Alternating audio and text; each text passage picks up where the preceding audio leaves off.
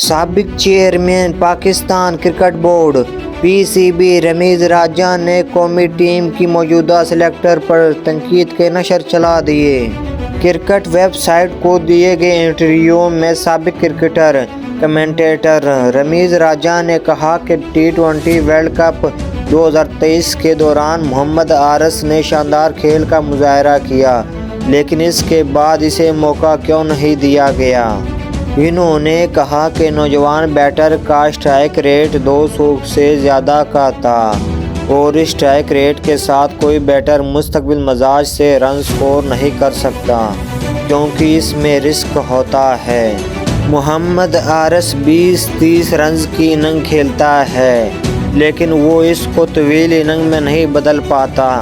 پہلے ایک کرکٹر کو 180 کے اسٹرائک ریٹ تک پہنچایا گیا، اب اس کو پلان میں شامل نہیں کیا گیا۔ اس سے کھلاڑی کو بھی نقصان ہوتا ہے۔